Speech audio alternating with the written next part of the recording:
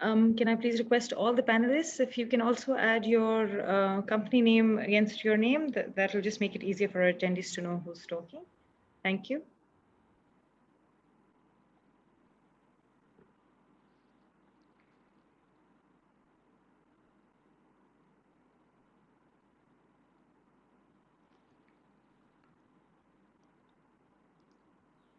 Yes, we are now live. Zishan, over to you. Thank you very much.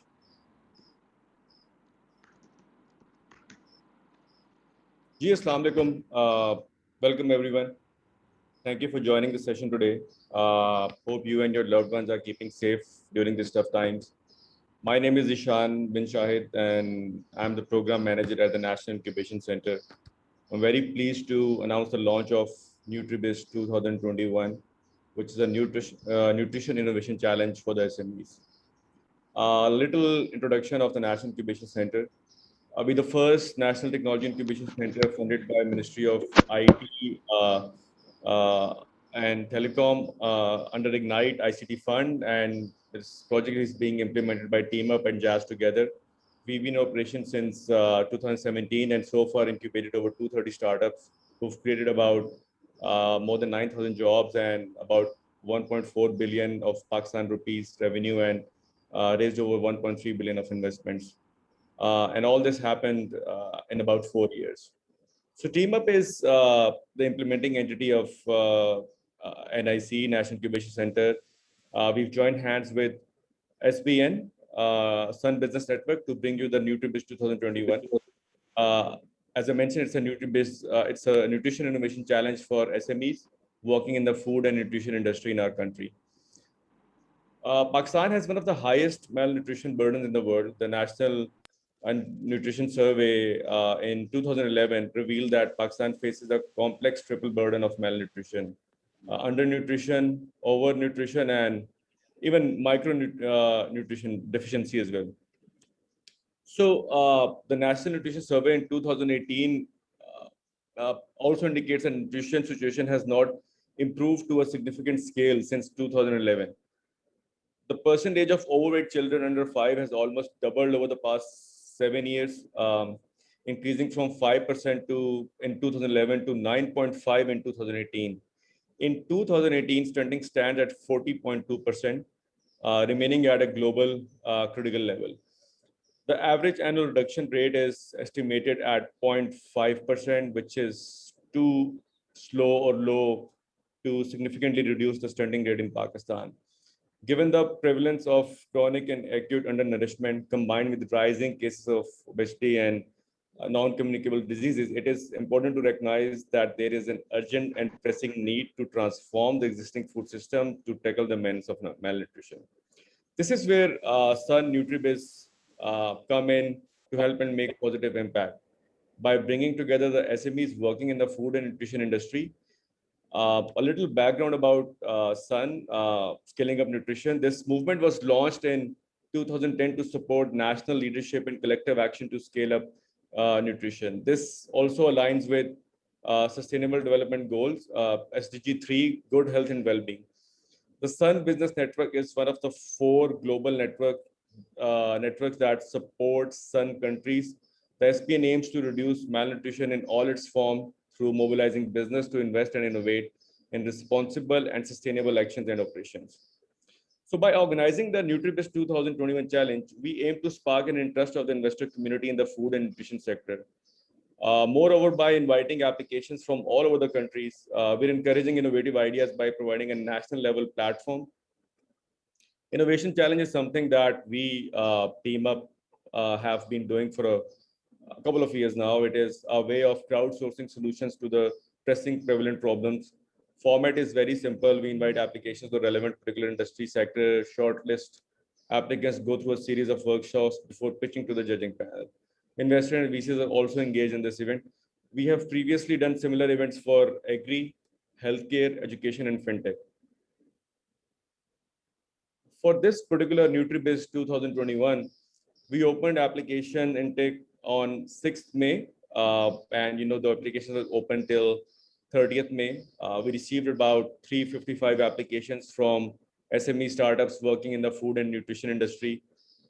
Out of these 355, we've so far shortlisted about 25 applications with the input, of course, from GAIN and SBN, and the 25 will be given opportunity to take part in a 5-day scale-up bootcamp, which is going to start on Thursday, 10th June, in a few days' time. These SMEs will then pitch to the judging panel comprised of industry experts, after the bootcamp. From this innovation challenge, top 10 will be selected for the final pitching competition to be held on 24th June. That is where they'll be exposed to likely investors. And investor hours will also be organized with investors and SMEs of their interest. In addition, so far, we've also raised prize money pool of about 1.9 million PKR for winners with the help of Sun and Engro. So today's discussion will be about food and nutrition challenges and what's required to be done to solve these challenges. I will not reveal further about the discussion because that will be for Maliha to do so. I would like to thank GAIN for working with us on this, Ignite and Jazz for always supporting us, Engro for coming on board as partners, all the applicants who applied for this, and judges who will be part of this. Of course, our panelists for today's discussion. And last but not the least, our team for making it possible. Thank you, everyone, and have a great day. Over to you, Isha. Thank you, Zishan. Thank you very much. I'd like to invite Zuhair Saab, co-founder of Team Up and NICS Samvad. Zuhair Saab, if you could please say a few words. Thank you. Thank you, Isha. Thank you, Zishan. I just wanted to take a couple of minutes to thank all the people who supported us on this, the GAIN network, Sun, Engro, and everybody else who's come in and done that. Obviously, Zishan, as it goes without mentioning, Ignite and Jazz, of course, for their continuous support on all of this. I think it's going to be hopefully a very interesting discussion because as we move forward into the next week, the challenges in our nutritional setup in Pakistan are obviously a lot. There are many. We can't focus on all of them, but I think what we can do is to try and bring technology to some of those solutions as we go into the new world. And our effort, obviously, at the National Incubation Center is always to make sure that we can bring technology to all these challenges. And just some of the ones that we are focused on for this particular challenge, cutting edge farm technologies goes without saying, food safety, nutrition education, food supply chain management, which is one of the biggest issues that we have. Sometimes we realize that we are producing the required amount of fruits and vegetables and other food that is vital to survival. But sometimes just making it to market is one of the biggest challenges that this country faces. And I think that can only be solved through the application of new technologies. Similarly, product innovation, market connectivity, as I mentioned, and minimizing food wastage are part of that value chain that I think needs to be addressed to make sure that we in Pakistan become sufficient and productive with our food and our nutrition. So without going any further, I want to wish all of you the best of everything today. And in the coming weeks, the participants who will take place, I wish them the very best of luck and Godspeed. Thank you. Thank you. Thank you so much, Zuhair Saab. We have with us Maliha Javed, who is here from Jazz. Jazz is our partners for this event and otherwise as well. Haris, if you could say a few words before we can begin the panel discussion. Thank you, Isha. I'm hearing some echo.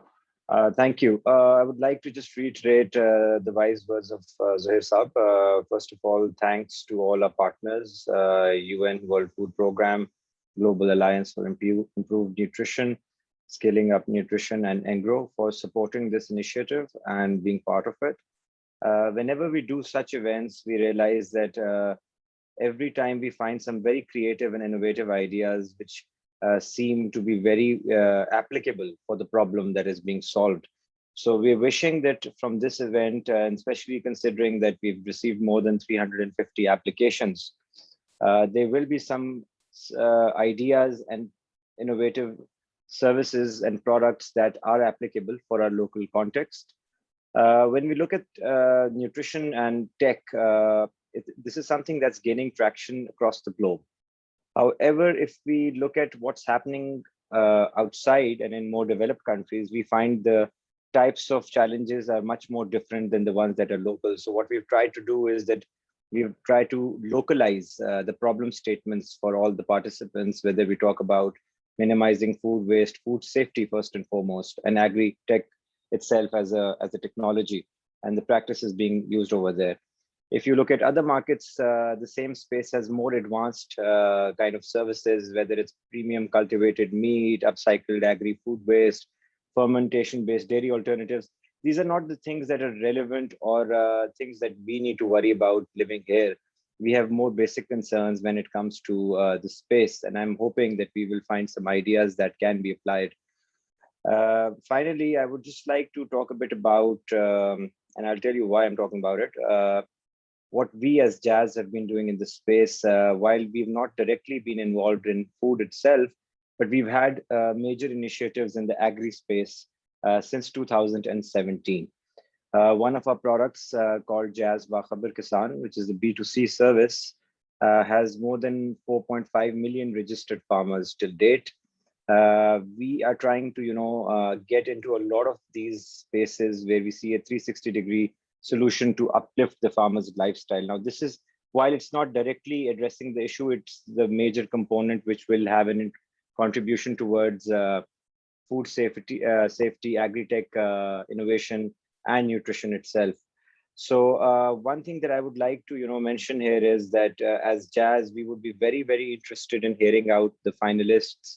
And if we find that there are ideas and SMEs and startups which are working on this and have something in which we can facilitate, we will definitely try to partner with them and support them in whichever way we can, whether it's access to our analytics, our customers, our distribution network. There are a lot of ways we can do that. So without further ado, I think everybody would be interested in hearing the lovely panel. So that's it from my side, and good luck to all the participants. Thank you. Thank you, Haris. Thank you so much. We have a very interesting panel discussion today titled Food for Thought or Thought for Food. I take a quick minute to introduce our moderator and panelists for today.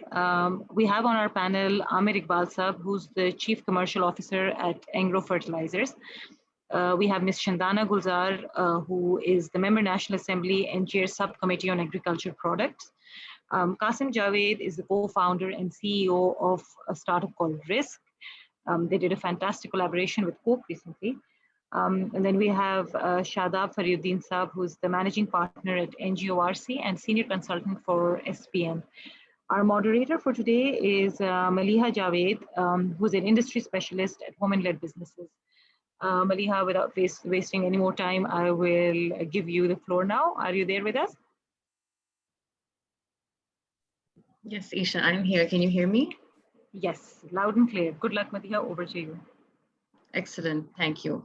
A warm welcome to all our guests on the panel today, and thank you to Saab and Haris for their opening keynotes.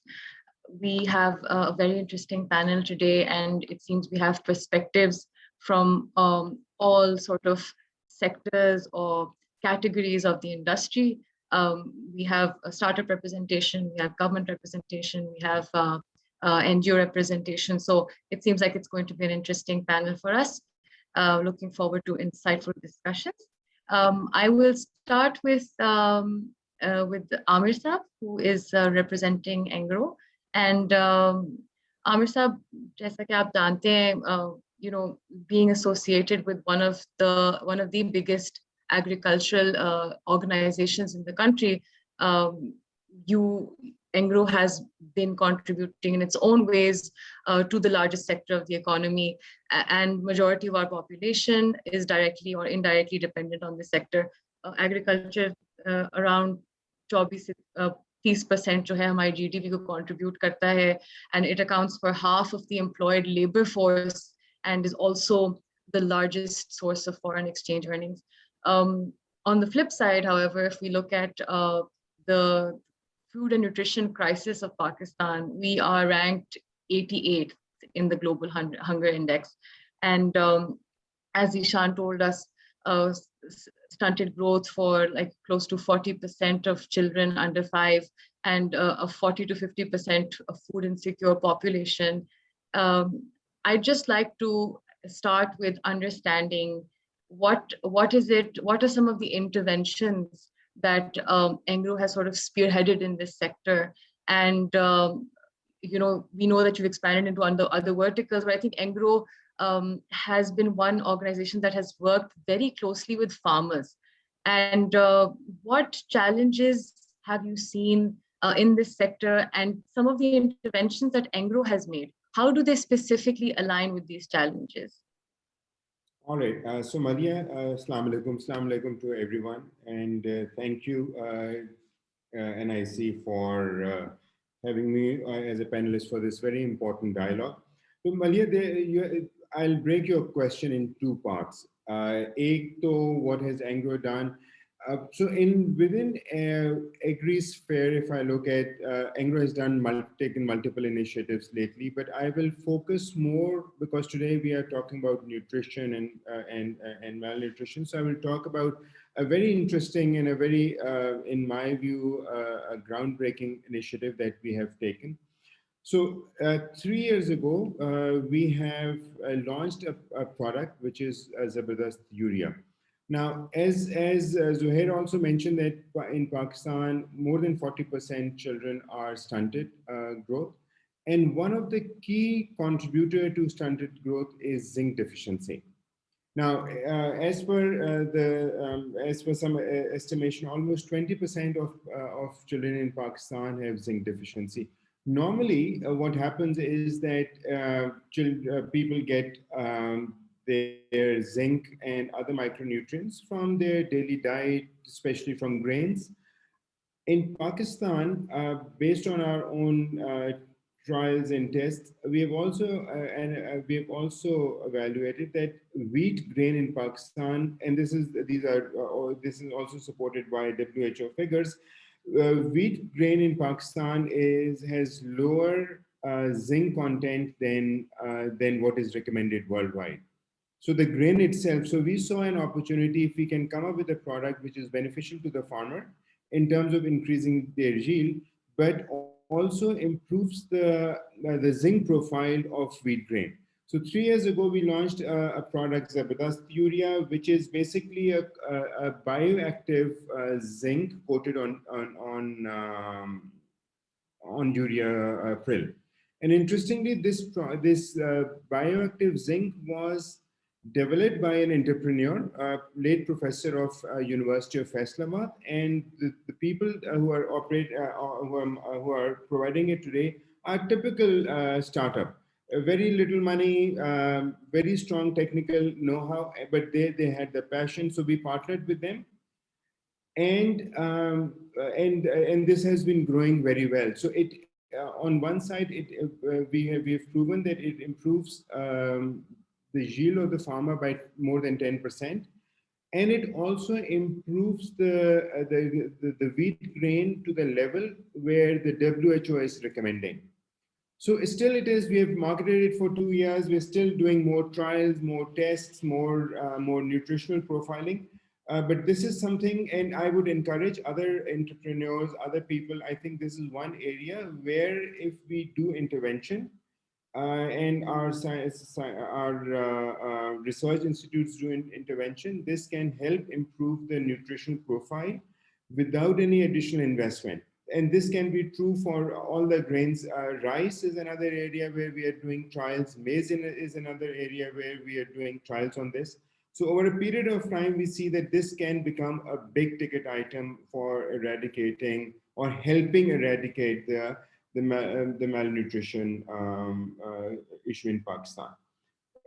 Now to your other question of working directly with farmers of Pakistan and our experience, 90% of Pakistani farmer is a small farmer. And he's very risk averse, because what happens is if one has one wrong decision in terms of either seed or fertilizer or any experimentation, can really wipe off his profitability for that, or not even profitability, his income for the whole cropping season. So he's very risk averse. So with our research, what we identified was that it is when he sees other peer farmers do some practice, that is where he gets confidence, and then he adopts. So what we have done now is that we have started this program called Shandar Kisan, where we have identified progressive farmers, and these farmers, interestingly, are tech savvy. They go on social media to look for information. They use WhatsApp. They have access to YouTube. They have access to Facebook. And we've started working with them so they can improve their practices, their farming practices, and start collaborating with them, with the concept that once they are convinced and they start using a good farming practice, other people will see and gain confidence and change.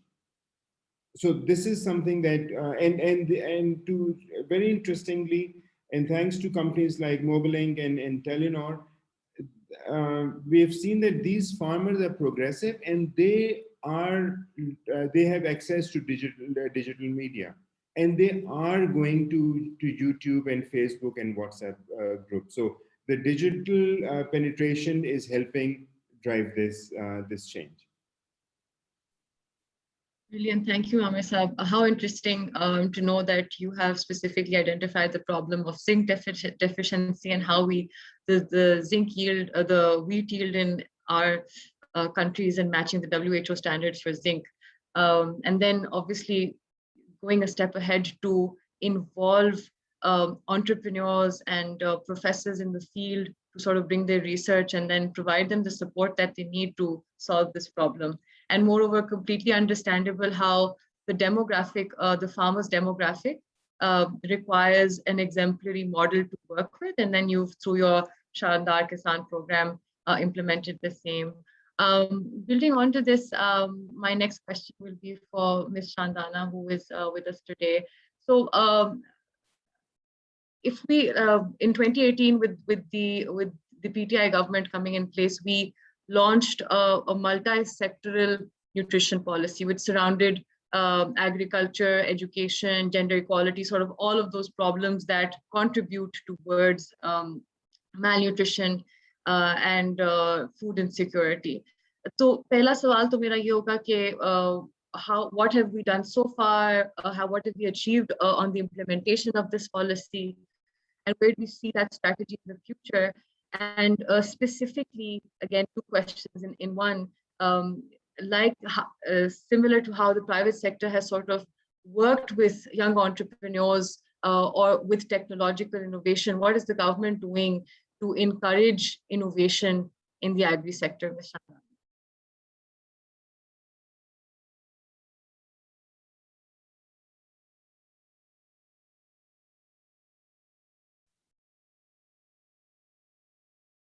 Ms. Shandana, are you there with us?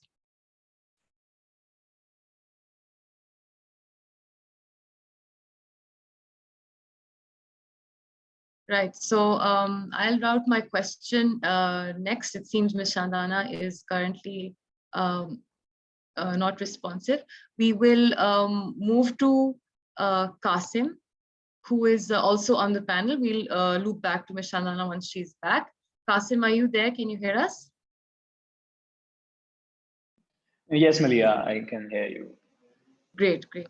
So Qasim, thoroughly impressed by the work that Rizq has been doing in the agri space and the nutrition space. I understand that you're spearheading Pakistan's only social enterprise that is combating the problem of food wastage and hunger. And you've developed some significant strategic partnerships in this regard. So I think my first question, and because I'm also very personally very interested in this, is what is Rizq's working model? And specifically the challenges that you've witnessed with regards to food wastage. We'd like to hear more on that. And I'd also take this opportunity for you to communicate to the citizens, the people of Pakistan, what is the message that you would frame for them with regards to your learning after extensive work in the sector? Thank you so much for the kind words, Maliha. So in terms of the risks working model, what we are trying to do is develop a national consortium of all the stakeholders involved in the food supply chain, involved in the agri supply chain. So what we are trying to do, we're trying to mobilize individuals, we're trying to mobilize corporates, NGOs, institutions, farmers, FMCG companies, the restaurant and the hoteling industries, and the government. We're trying to mobilize all these stakeholders and create a platform. And we're trying to mobilize these stakeholders around the cause of food wastage and hunger. As you already mentioned, when we 5 years back saw this whole sphere of food wastage and hunger, we did not see any company, any organization, any NGO working holistically on the issue of food wastage and hunger. And we saw this as a very big opportunity area. So over the past 5-6 years, what we have realized is that a movement needs to be created by mobilizing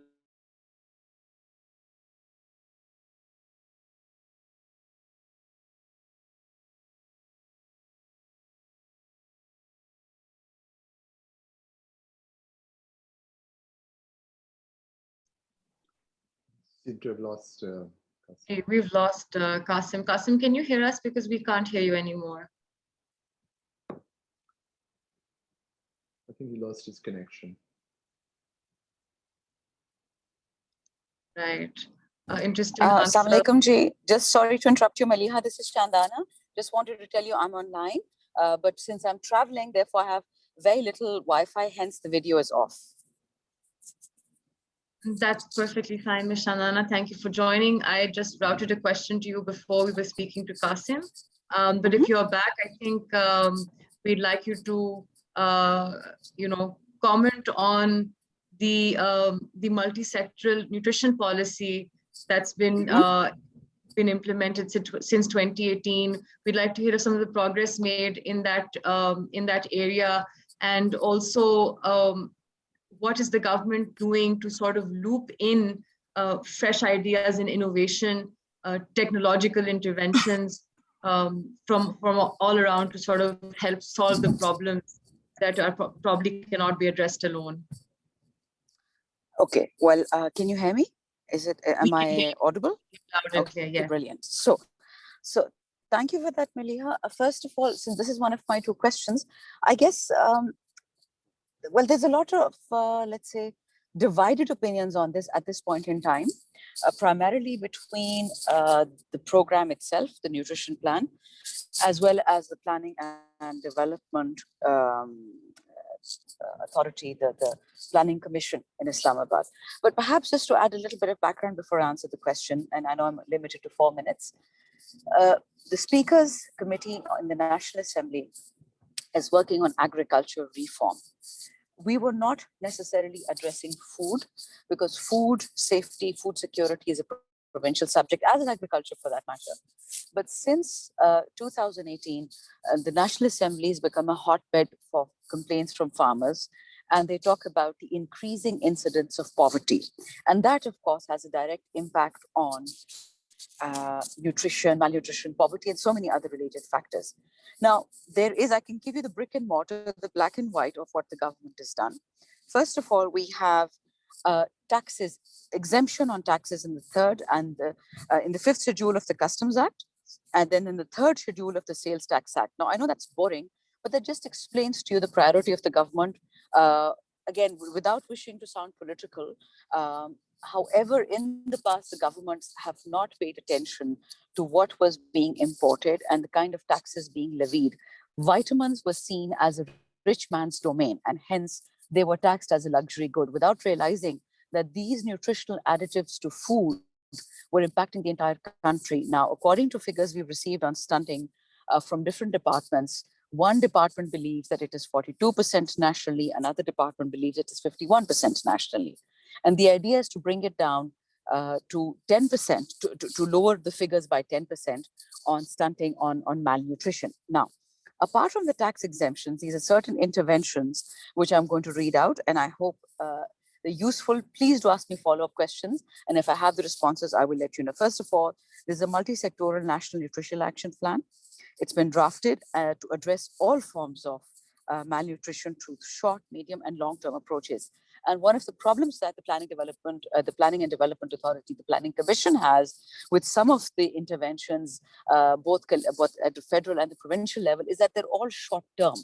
We'll end up spending a lot of money, but we will not get the results that are required. Number one. Number two, two high-level bodies and forums have been constituted, which is the Pakistan National Nutrition Coordination Council, PNNCC, which is under SARS, and the National Nutrition Forum, FNF, which is in the Planning Commission. And hence you see why there are disagreements on not only what is the scale of the problem, but what should be then the size of the solution and the kind of solution that should be made. Thirdly, there's a National Nutrition Awareness Program, which is costing the government about 1.050 million, and it has been set aside with the sole objective of creating a nutritional awareness among the population, behavioral changes. Now, obviously, because we have social media, we have different kinds of fora in Pakistan, perhaps that money could be better used on actually creating that nutrition rather than just awareness. And the other problem is this doesn't take into account certain levities granted to the food sector, especially the agri-food sector. We're one of the lowest countries in the world with standards for food. So till we have food standards in Pakistan, no matter how much literature we develop on stunting, there's a couple of problems we don't look at. One of them is, of course, food standards. And secondly, in Pakistan, we have poor families, and poor families, especially in the rural areas, tend to marry within each other. And that has led to certain developmental problems in children.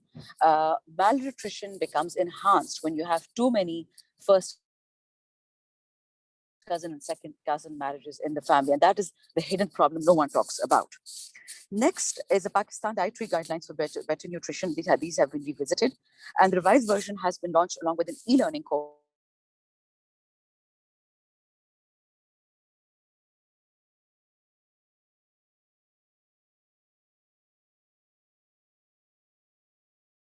for guiding masses on adopting healthy diet. That the video launches, and I'm not quite up to date on what the SR's program or Planning Commission has done in terms of making sure that these e-learning courses get translated into short videos as we made in COVID, so people are aware. And finally, the food composition table, the FCT, it has been revised. It has an updated nutritional information, macro and micro on raw and cooked foods. There's also a nutrition management system, NMIS, which is going to be established at the national level to mitigate nutrition data gaps.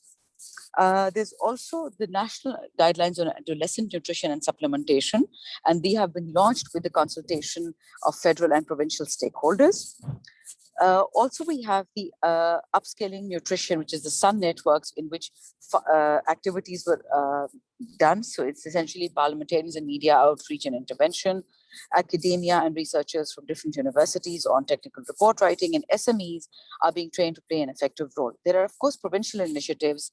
There are stunting reduction programs of all the provinces.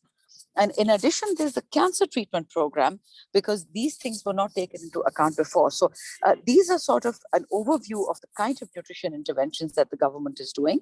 Do let me know if you have follow-up questions, because I think I've overrun my 4 minutes. Thank you. Thank you, Ms. Shandana. I think that was a very comprehensive sort of summary of the different things that are being done to address the root problem behind issues such as stunting, which is, improve agriculture, agricultural yield, and also to create awareness around the idea. So, and a very interesting note there was where you've described the issue of interfamily marriages, which also lead to this problem and has probably not been addressed so far. It's a big contributor to stunting. I think regarding follow-up questions, I just let the attendees know that we are open to questions live. So if anyone has any specific questions routed to a certain panelist, any questions on the different sort of initiatives that Ms. Shandana has described, we'll take them online. You can type in your questions, and we can address them over this live session. Thank you, Ms. Shandana, for that. Moving back to Qasim, if Qasim is back online. Qasim, if you're there. Yes, Maliha. Yes, Maliha. Really sorry I lost my internet connection. No, that's okay. If you're back, then we'll just pick up from where you were describing how Rizq works and also the message on food wastage to the attendees Yeah. and who are listening. So what we're basically trying to do is develop a network of food banks which can act as focal points in communities which are food insecure communities, malnourished communities. These food banks are either developed by Rizq itself or they are developed in coordination and collaboration with existing on-ground NGOs. So we have a lot of NGOs which have on-ground existence in communities. So we don't want to reinvent the wheel. We don't want to develop our own infrastructures. We want to use the existing infrastructure. For example, there's a big infrastructure of the government schools in Pakistan. How can we leverage that? So there's a big infrastructure of Ahuat, 1,000+ branches. We have a big infrastructure of TCF schools, again, 1,000+ schools. So this is the kind of network, this is the kind of model that we're trying to integrate.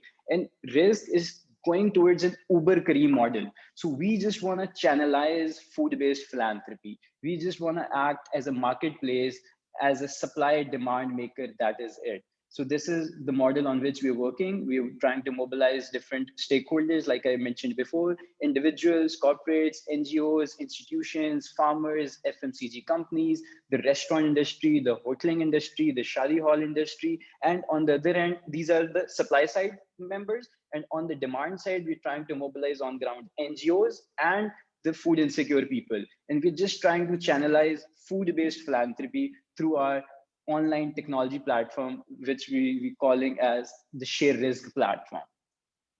And interestingly, the 6 years journey of Rizq, what we have realized is that we are a resource abundant country. We are in a country which produces more jitni is mulk ko zarurat hai. We have realized that hunger is actually a symptom. Hunger is not a problem. Hunger is symptom of issues like social justice. This is the conclusion that we have come across in the past 6 years. Because 6 years back, when we started off our journey, we saw hunger as a pure economic problem, as a pure logistic problem. We tried to resolve it as from the lens of demand and supply. But now we have realized it's just a social justice issue, nothing else. And in terms of the message to the general public, the message is very simple कि ये जो इखलाकी issue है भूख का, इसको हम लोग इसी तरह से रिजॉल्व कर सकते हैं कि हम अपने आप को बदलें. हम अपने आप को बदलेंगे, मुआशरा बदलेगा. और ये जो फूड वेस्टेज का इशू है, ये तो बहुत एक बुनियादी इशू है, एक बहुत सोसाइटल इशू है, जिसको हम लोग एज अ मुआशरा, एज अ सोसाइटी रिजॉल्व कर सकते हैं.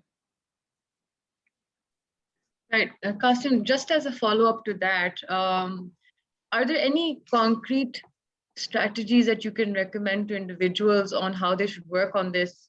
Because it's easy to say that एक इखलाकी जिम्मेदारी है, food wastage एक problem है, लेकिन I think the how is missing. How does one go about this? So interestingly, globally, what has been recommended as the best solution for food wastage is consumer education. Consumer education needs to be done by the government. In the past 10 years, we haven't seen a national level campaign on food wastage. We have had campaigns on polio. We have had campaigns on dengue. We have had campaigns on like the COVID issue that has been going on. People have been talking about it. So in regards to food wastage, this is where the public and the private sector needs to play a very integral role. Develop a very comprehensive campaigns. Institutes needs to be mobilized. Primary school के जो बच्चे हैं, छोटे बच्चे हैं, जब वो young हैं, उनको बताया जाए कि खाना जाया नहीं करना, रिस्क की कदर कैसे करनी है हम लोगों ने, रिस्क कितनी मुश्किल से उगता है. All these things, that how much effort does a farmer put in. We have Amir Iqbal Saab. Engro has been working very closely with the farmers in the past 50-60 years of this country, that एक किसान कितनी मेहनत करता है risk उगाने के लिए. और हम कितने आसानी से वो रोटी ज़ाया कर देते हैं, हम कितनी आसानी से वो चावल का दाना ज़ाया कर देते हैं. So these are the things that needs to be done in terms of the public and private sector partnerships in order to mitigate food wastage, mitigate food losses.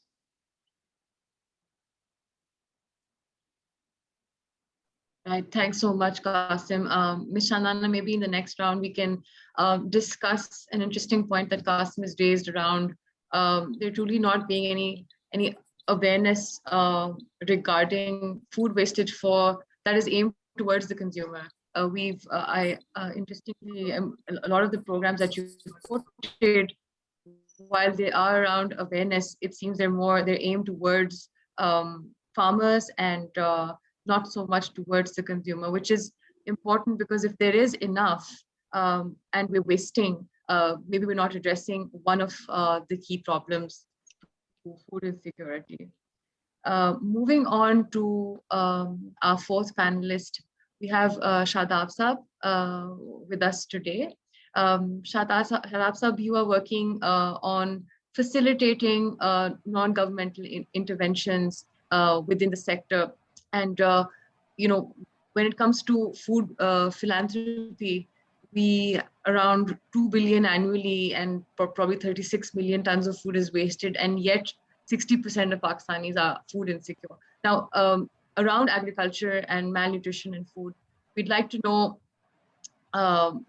what stakeholder partnerships are key to solving this issue. We've talked about government, we've talked about technological innovation, we've talked about the private sector.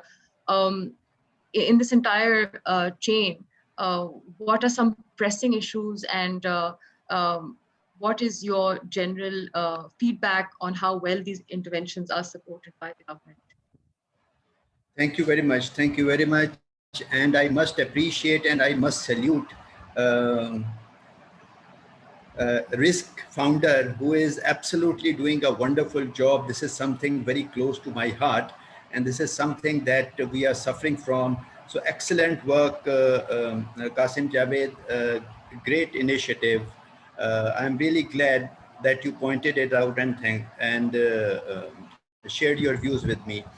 Coming back to your question, Maliha, you see this, the key issue in the partnership, you see government supports such initiatives by not supporting.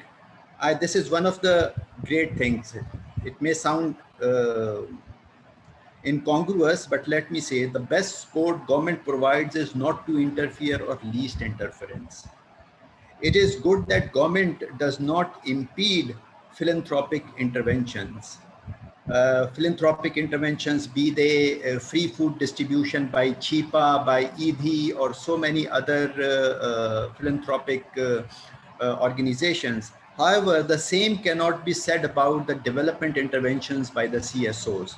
So we have this sort of lopsided view where government is absolutely supportive of the local philanthropy, but it is not supporting CSOs or civil society or NGOs interventions in this field, which may bring in better technical assistance, better technical know-how, create more models, more innovative models in this. Combined together, however, we must be mindful of the fact that both philanthropic and development interventions cannot replace the scale and scope of government, which unfortunately is plagued with inefficiency and governance breakdowns, we all know. So while stakeholder partnerships are important, they feed into the government. It is the government's governance that sort of washes away all the benefits of stakeholder partnerships. So in principles, partnerships are indeed key, indeed key, but rather they are ineffective due to limited scale and scope. Now, your second part of the question is, do policies work towards success? The question is, how do we define success? I believe the success here refers to enhanced nutrition and food security. As a policy statement, I mean my policy statement, I would say that yes, all our policies work tremendously successfully. be they in any field, be they in telecom, be they in food security, be they in sports, they work. We are the kings of policy making. However, how policies are implemented, that ultimately determines the success. So this is where all policies we are proud of, unfortunately, break down. And this very closely ties up with a very important question just raised by the panelist here. Where is the voice of consumer? We have government donor partnerships, which are very few. We have government partnerships, which are even fewer. We have government NGO partnerships, relatively high in number, but very limited in scale. We have business government partnerships, which is like too little, too late. Do we realize what is missing? The voice of 220 million consumers. So where is any partnership whereby these consumers' voice is actually heard or actually feeds into the policy? So we have this, while this is one thing that we have this tendency of sort of over-reliance on the government, at the same time, we are not mobilizing what Qasim has just said. We are not creating a movement in this regard. So I believe that I have taken up my time, and I hope I have answered your question. Shadab Saab, thank you. Some quite insightful points that you've raised there. And I think I might route some of that to the other panelists also to comment on. Coming back to Amir Saab, regarding, well, we've spoken a little bit about the sort of research and progressive steps that Engro is taking to make sure that there's improvement at solving some of the key issues. But एक मेरा सवाल ये है कि हमने देखा है कि in countries like China, where there's only where they're feeding 22% of the world's population with only 7% of arable land, and the sort of technological advancements they're making, where do we stand? Where does Pakistan stand in that regard, and where do we need to be? That's my first question. And the second one would be, what is it that the private sector is doing? How do you sort of align priorities with what the consumer requires as well? So these two questions for you, please. Okay, so Maliha, I think you've touched upon a very important point. देखिए पाकिस्तान के अंदर हमारी, we all know कि productivity is very very low. हमारा, और उसके multiple reasons हैं. हमारा फार्मिंग पैटर्न जो है वो बहुत फ्रेगमेंटेड है. हमारे यहाँ बड़े जो टेक्नोलॉजी इंटरवेंशन है बहुत कम है. हमारी क्रॉप सिलेक्शन बहुत ऑब्सोलीट हो चुकी हुई है. बट हमारे यहाँ जो पिछले अरसे में काम नहीं हुआ, और उसमें everybody is responsible including the big corporations, के हमारे यहाँ टेक्नोलॉजी में बहुत कम काम हुआ है. टेक्नोलॉजी इंटरवेंशन में बहुत कम काम हुआ है. अगर आप, एंड फॉरगेट अबाउट चाइना, अगर आप countries like India, Bangladesh, Vietnam में भी देखें तो वहाँ के ऊपर technology not only in terms of the latest technology, हमारे यहाँ तो जो बेसिक मैकेनाइजेशन है उसकी भी पेनिट्रेशन बहुत कम है. हमारे यहाँ अगर आप देखें अभी भी स्विंग जो होती है वो मैनुअल स्विंग होती है. क्रॉप पिकिंग जो है वो भी मैनुअल होती है. जो मशीन्स हमारे यहाँ आई भी हैं वो बहुत पुरानी टेक्नोलॉजी है, जिससे फ़ायदे की जगह नुकसान ज़्यादा होता है. एक और बहुत बड़ा एरिया जो है, और जहाँ के ऊपर गवर्नमेंट भी और एंग्रो ने पार्टिसिपेट करना शुरू किया है, which is skilling up and reskilling. हमारे यहाँ जो फार्मर है उसको चीज़ों का समझ इतनी ज़्यादा नहीं है. वो प्रैक्टिसेस करता है जो अपने बाप दादा को देखी होती हैं या जो जिसमें वो कंफर्टेबल होता है.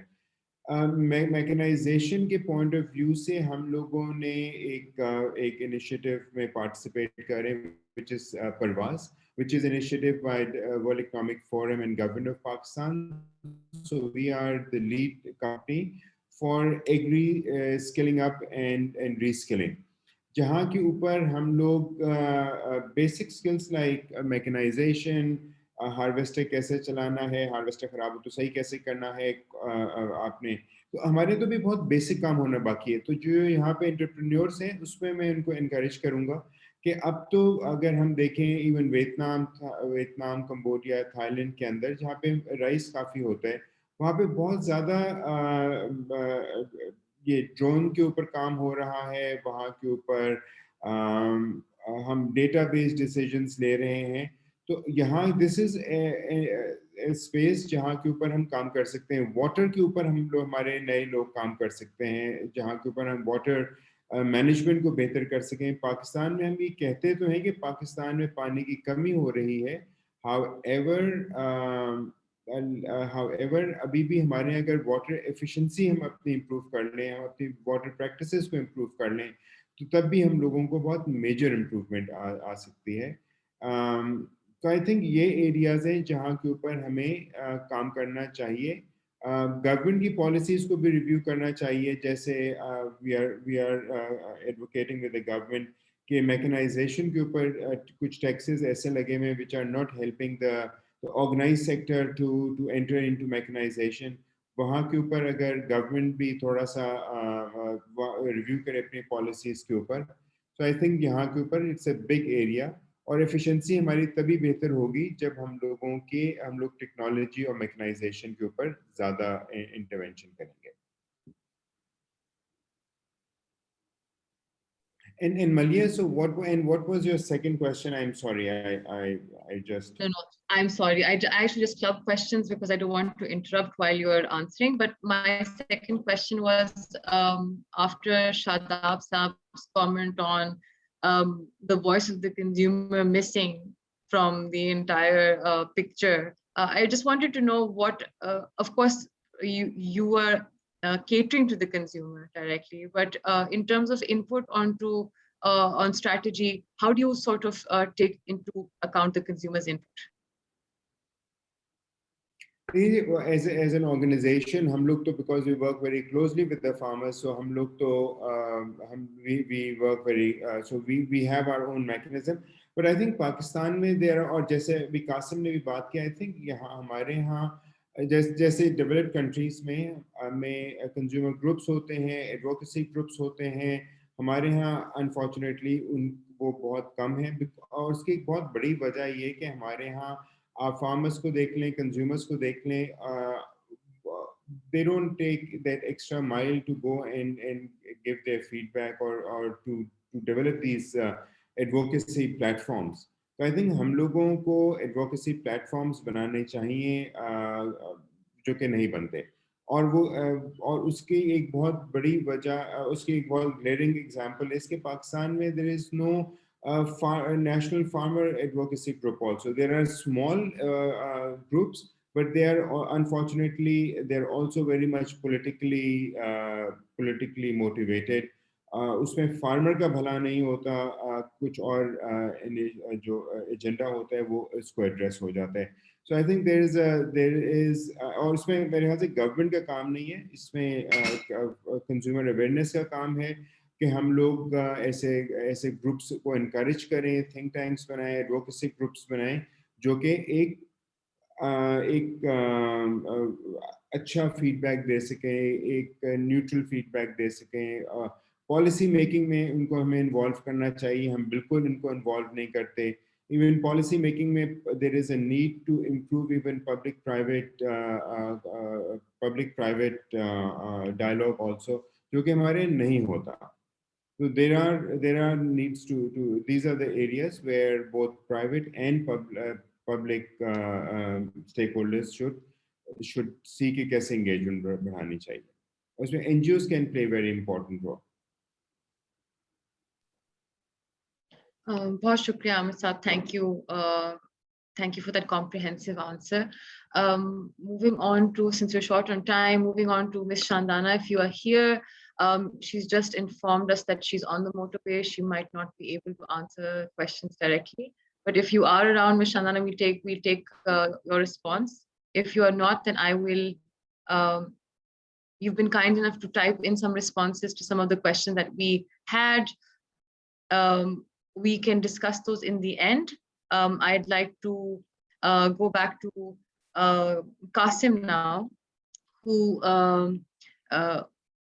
who's previously thrown a lot of light on and sort of raised this issue of how there's a lack of consumer engagement to address problems associated with malnutrition and food security. So Qasim, मेरा आपसे एक सवाल तो ये है कि आपने क्या challenges इस तरह देखे जो आपको लगता है कि would sort of like showstoppers in addressing the issue of food wastage. एक question ये है, and another question that sort of sprout from our discussion right now around technological intervention. कोई ऐसे gaps आपने देखे हो, कोई ऐसे problems जो हैं जिनको tech के through solve किया जाए, जो आप recommend करेंगे to the attendees that this is something around which a gap that needs to be addressed, or where tech innovation needs to sort of play its part.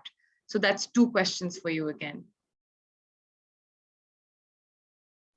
Ji Maliha, in terms of the issues that we've been facing, or we faced very initially, the first core issue is the legal environment. If we talk about food wastage, the legal environment of this country is not really supportive. And I'll share two examples. So back in America, there's a law called the Good Samaritan law that exists. Is law ka matlab ye hai ki if someone donates anything out of goodwill, and if someone is harmed by consuming that item, the liability does not rely on the organization, on the individual jo usko donate kar raha hai. So the biggest food chains of this country, the biggest hoteling chains of this country don't donate food, just because that there is not a liability law. There is no Good Samaritan law. Pehli baat. Dusri baat, tax credits. Globally, जिन भी मुल्कों के अंदर food wastage के ऊपर काम हो रहा है, specifically recovery and distribution के ऊपर, because we are an organization that has been very much focused on food recovery and food redistribution. Because हम लोग end of supply chain के ऊपर हम लोगों का at least 80% of the organization has been working on that sphere. So globally, again, I'll quote an example of America. When organizations donate out food, whether they are restaurants or catering companies or big FMCG companies, they get tax credits. So they have an incentive to donate out food. But here in Pakistan, we don't either have the liability law, which is the Good Samaritan law. We don't have the tax credit law. So that's why no one is incentivized to donate. I still remember as college students, 5 years back, when we would go to organizations, when we would go to hotels, they were like, "Hamara to khana zaya nahi hota." And we would see कि उनका खाना tons के हिसाब से ज़ाया हो रहा है. Then when we digged further down, these were the underlying reasons जिसकी वजह से लोग खाना नहीं donate कर रहे थे, because of their brand reasons और legal reasons के, for example, उनके खाने donate किए हुए खाने से अगर किसी को कुछ हो गया तो उनके brand image के ऊपर वो क्या detrimental effect होगा. So these are the kind of challenges that we have been facing. There have been instances where organizations have been donating out food, but they were like, "Don't mention us. We don't want to go out there and be telling the society कि हमने donate किया, just because of the very same reason." So these are the issues, or in order to address these issues, back in 2019, so a stakeholder group was made, जिसके अंदर we filed a writ petition at the High Court, जिसके अंदर we brought up this issue. We brought up this issue कि इस चीज को legalize किया जाए, and we worked very closely with the Punjab Food Authority. And interestingly, एक legal amendment हम लोगों ने propose की Punjab Food Authority को, and that was accepted. But it's been 2 years. Uski jo implementation hai, like Shadab sir mentioned, that we are kings at making out policies, giving out decisions. But in order to implement those policies, like we worked day and night for an year, but the implementation, it's again a question mark. Jiske andar yahi sari issues, jo liability issues hai, tax credit issues hai, best buy dates ke issues hai, wo hum logon ne address karne ki koshish kiye the. So this is my response to your first question. And can you repeat the second question? forgot that. That's okay, Qasim. I think we're short on time. So I'll just... Oh, it's all right. Yeah. Thank you. I'll just move to Shadab Saab. And while we did initially had a question planned around climate change, Shadab Saab, I've seen that in one of the in the QA section, you volunteered to address a question related to livestock. Would you like to take that up? Sure, definitely.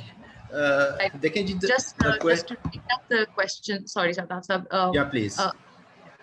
So Hassan is asking, where we talk about agriculture, we don't focus as much on livestock, which is contributing to 54% of the total agriculture production in Pakistan.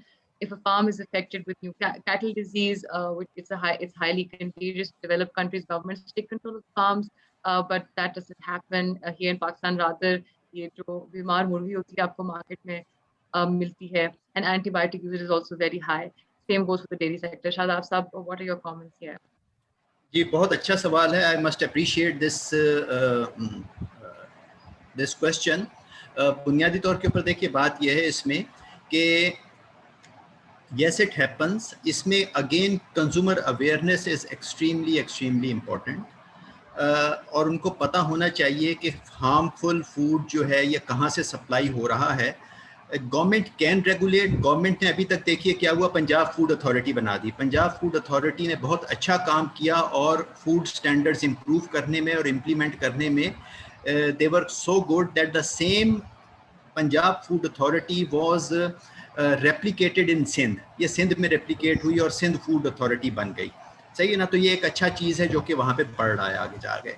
अच्छा, जहाँ तक इसकी बात है कि किस तरह से इसको वो किया जाए, सपोर्ट किया जाए, तो इसमें commercial insurance plays a very important role. हर चीज़ गवर्नमेंट के ऊपर डाल देना इज़ नॉट द आंसर कि government should come and government should do this, government should do that.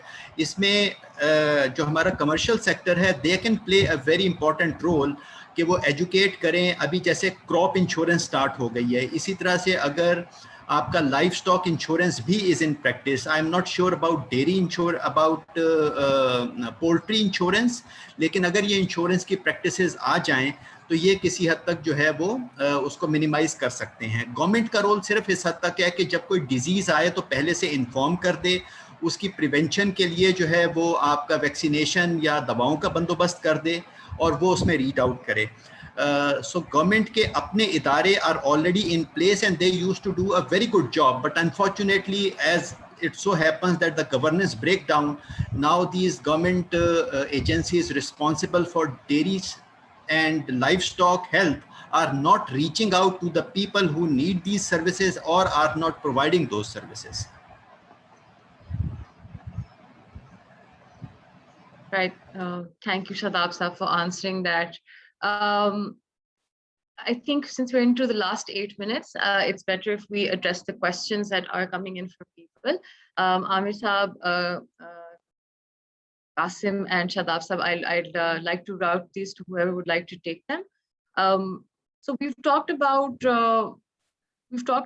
how the consumer seems to be missing a voice in food policy or in relevant matters. So someone's asked an important question regarding how is it that we can, voice our concerns or pass on our learnings and finding across the value chain so that they can actually then help inform, policy and operations for the benefit of the sector.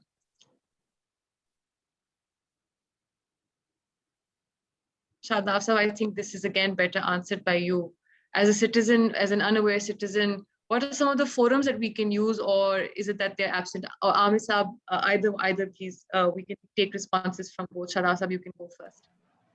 जी देखिए, उसमें पहली बात तो ये है कि there are consumer courts, there are consumer protection laws, there are consumer courts, there are food courts available जहाँ पे बोल जाए. लेकिन उसमें problem ये है कि when you approach these things, they are after the fact incidents. कोई बीमार हो गया, कोई नुकसान हो गया, तो फिर आप उसमें जाके the loss that has occurred has already occurred. So that needs to be proactive.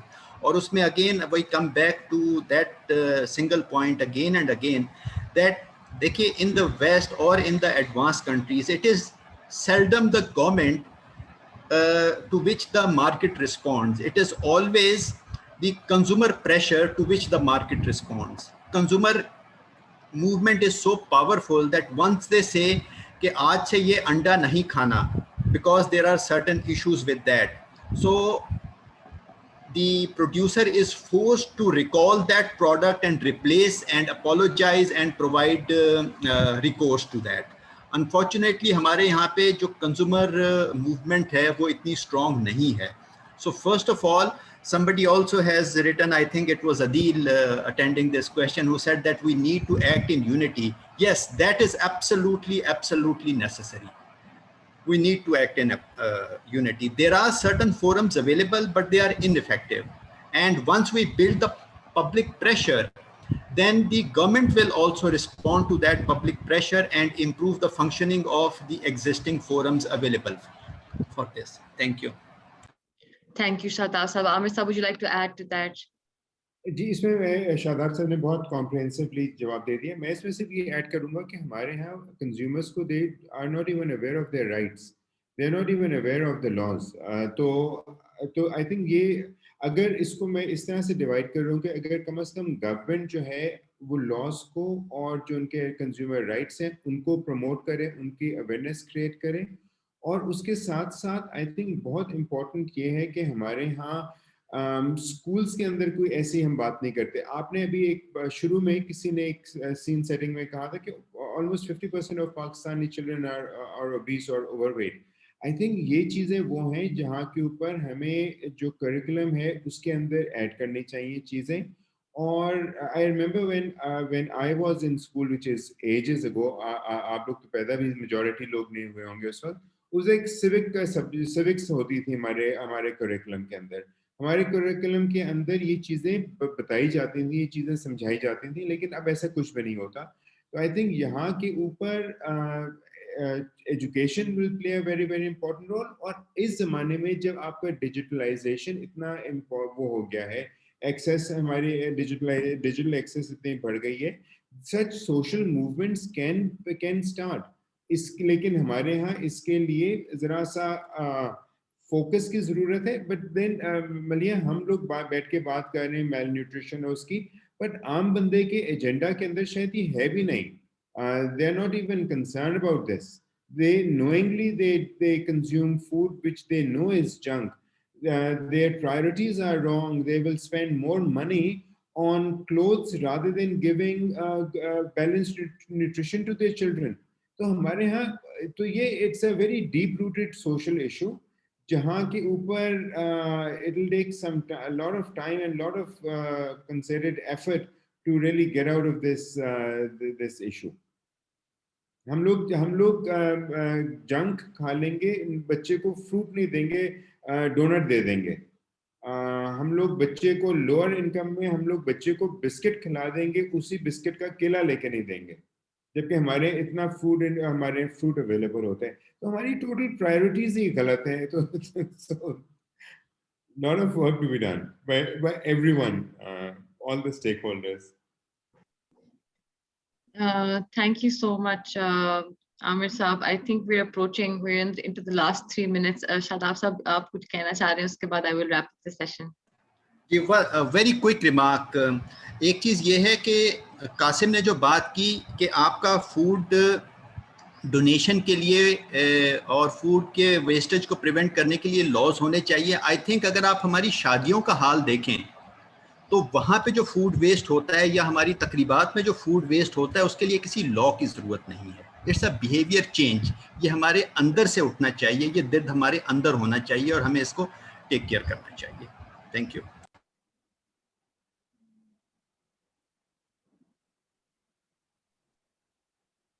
Thank you Shadab साहब. बिल्कुल आपने ठीक कहा कि आई थिंक द लार्जेस्ट जो हमारे पास फूड वेस्टेज के जो कंट्रीब्यूटर है वो यही इवेंट फंक्शंस और वेडिंग्स हैं most importantly. So I think we have a lot of questions pouring in. We have around some questions regarding illegal chemicals that are used by farmers. And I think the panelists would have been very aptly been able to answer them. but due to lack of time, I will apologize to all the attendees who have posted questions that have gone unanswered. And a huge thank you to all the panelists. It's been amazing. Amir Saab, Shadab Saab, Ms. Shandana, and Qasim. Insightful discussion, summarizing some of the key aspects that takeaways from today's session would be, सबसे पहले तो consumer की आवाज जो है वो I think is not contributing to key aspects that revolve policy or structural changes around agriculture. Number two, consumer aware bhi nahi hai regarding basic malnutrition, unko khud bhi awareness nahi hai, और food wastage के around awareness नहीं है. तो जहाँ पे हम कोशिश करें कि हम crop yield और crop quality को increase करें, वहाँ पे हमें ये भी देखना है कि on the other end, how do we curtail food wastage and make the consumer more aware, and what are some of Jaise Shadab Sahab ne very rightly kaha, everything doesn't have to be solved by the government. What are some of the other things that other responsible stakeholders in the ecosystem that sort of need to take this up, and how technology, last takeaway is how technology is a key factor in bringing our farmers up to speed on some of the very important progression that has taken place in the sector. So again, a heartfelt thank you from the NIC, from myself. It's indeed been a pleasure. Isha and Zishan, if you guys are there, over to you. Thank you so much, Maliha, and thank you to all our panelists. I'm very, very happy because it was a very insightful discussion and we finished on time. This is a new record for us also. So thank you, Maliha, for the wonderful moderation, and to all the panelists. Amir Saab, I know you have to jump in on another meeting. So thank you for joining us. Thank you, Shadab Saab, Qasim Saab, and Ms. Shandana, who's unfortunately dropped out because she was traveling. Guys, our bootcamp will start on the 10th to the 14th, and then we're ready for our pitching rounds for this competition. We will be engaging with all of you on and off again, but thank you very much for your time today, and have a great day. Thank you. Khuda Hafiz. Thank you. Thank you. Thank you, dear all. Assalamu alaikum. Allah Thank you, Hafiz. everyone. Assalamu alaikum.